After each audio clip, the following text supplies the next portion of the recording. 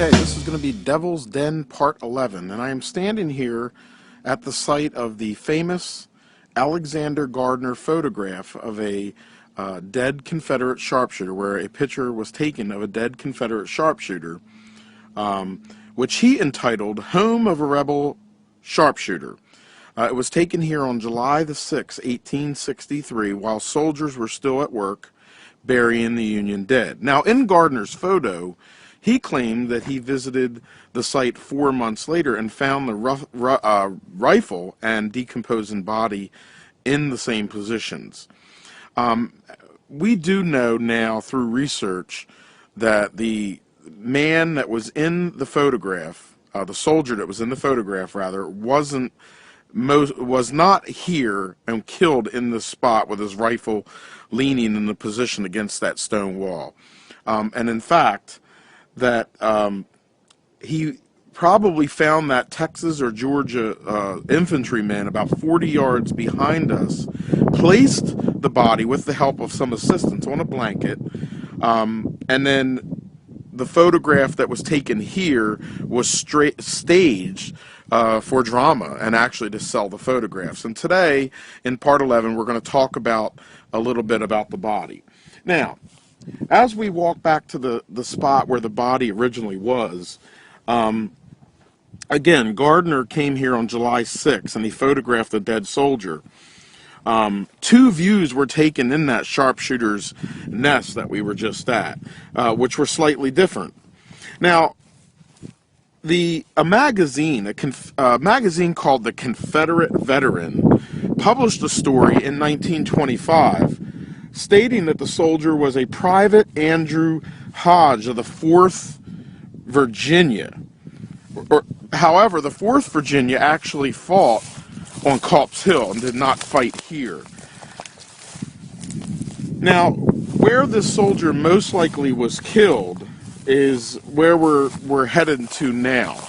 I have called this rock the Snake Rock, and what I'm going to do when I post the video here for Devil's Den of Part 11, I'm going to post a picture of the same soldier that's in the famous sharpshooter nest laying dead in front of this rock. And this is about 40 yards away from where we started. In front of us is the south side of the triangular field.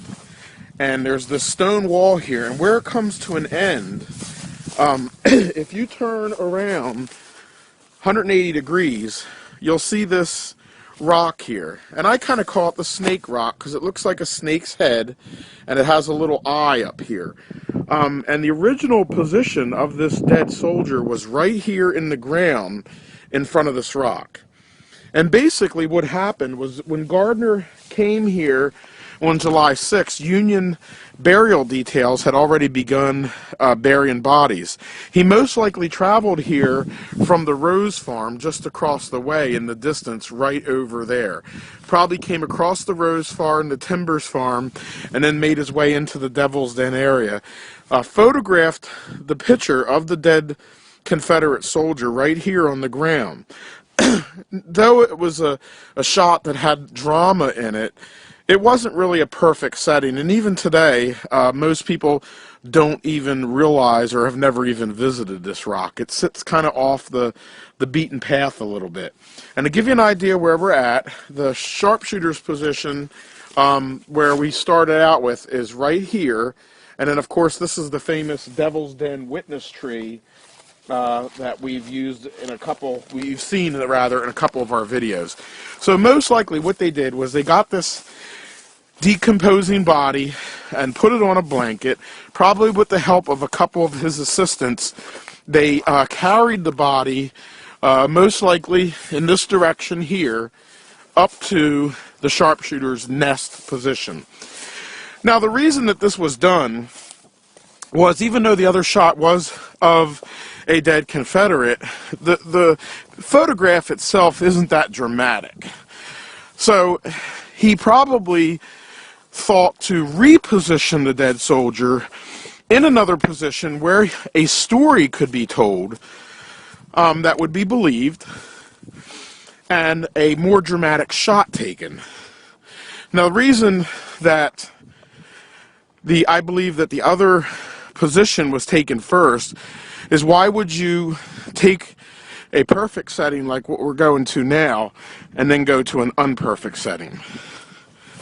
So again, the soldier's body was drug up here, repositioned on the ground, his accoutrements were placed by his side, and then his rifle, with the butt plate facing the camera, was placed against the stone wall, as you can see in the original Gardner photograph. So this photograph right here was taken in this spot on July the 6th, 1863. This has been Devil's Den Part 11 on Gettysburg Battlefield Facebook. Part 12 here on Gettysburg Battlefield Facebook. And I am actually standing at the highest point on the Devil's Den area of the Gettysburg battlefield.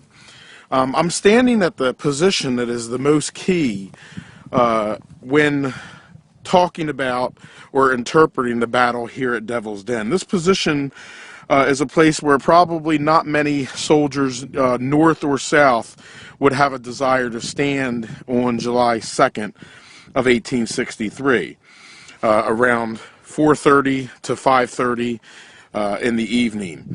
Now, the 99th Pennsylvania was brought to this position as reinforcements, as Confederates headed in the direction toward our camera set their sights on this area, Devil's Den. This would be the key position to capture and hold.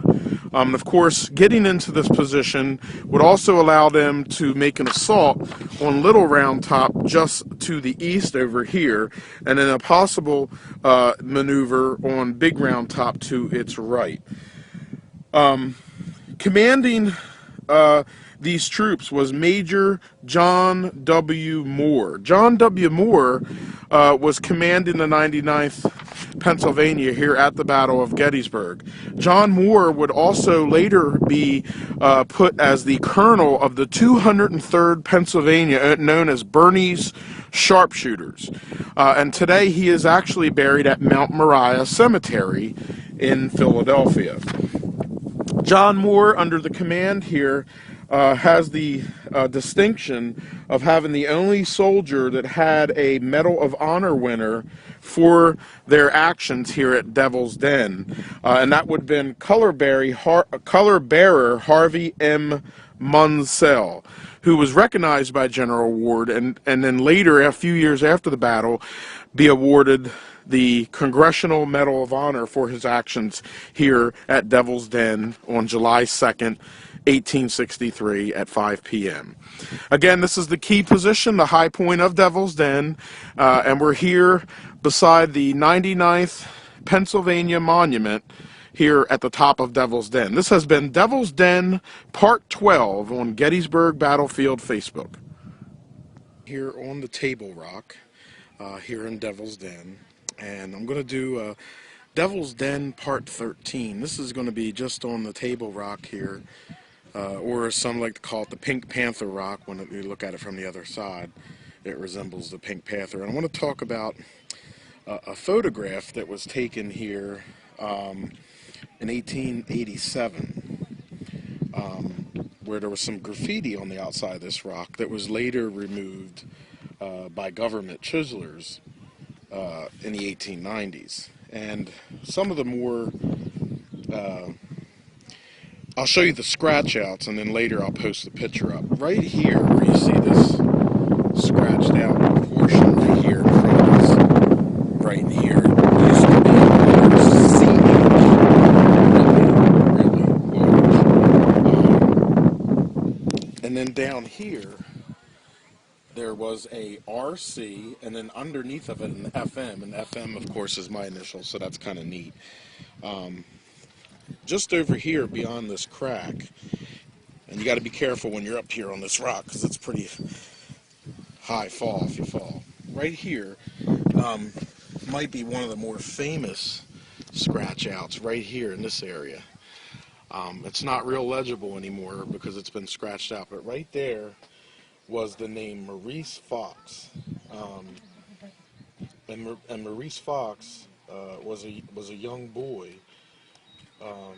in a wheelchair, and his name used to sit right there where that scribble is out. And then just above him was up here EM, and it looks like a C, and then a number 87 underneath of it today here where this scratch out is.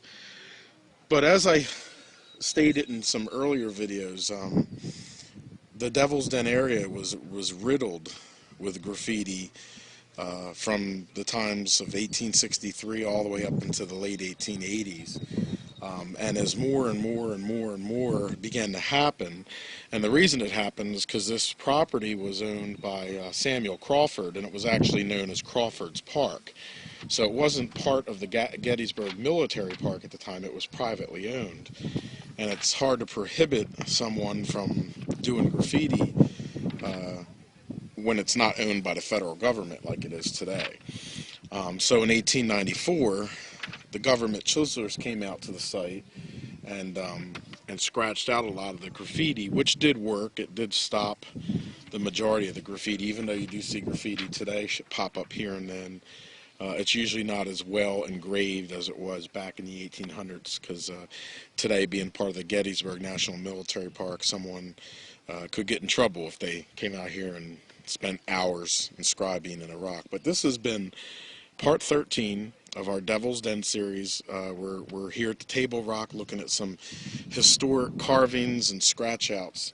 The most famous being the one that's right here, which sat the name Maurice Fox. And I'll try to post some pictures later on of some of the historical photographs that were taken of this particular rock. This has been the Table Rock on Gettysburg Battlefield Facebook. And part 14 here on Gettysburg Battlefield Facebook. And this is also going to be secret to the battlefield. And we're going to be looking at the 4th Maine Infantry Monument. And though in a later video we will talk about the actions of the 4th Maine, I do want to talk today mainly about the monument and the secret surrounding this monument. This monument here was one of the earlier monuments placed here on the Gettysburg battlefield. Now, this is the original monument, and when it was placed here on this rock, it began to crack at the bottom when the weather would freeze, and they actually cut out a drain so that the water could drain off of it and not freeze and cause the monument to tip over. One of the things that people don't realize about this monument here is that before it was placed, most likely a couple years before it was placed here, someone had actually marked the area where the 4th Maine was engaged in Devil's Den on a boulder, a rock carving made that still sits here today. And it says 4th ME. And someone had marked this in a boulder for years and years and years. A bush had grown up in front of this and had covered it. And it was in the last 25 years uncovered.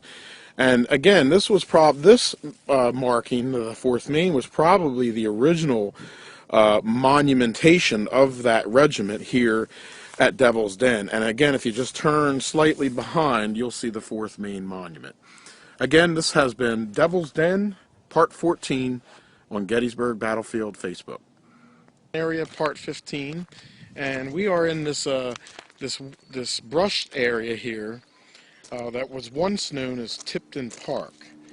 Now, Tipton Park was a ground that was originally owned by Levi Mumper,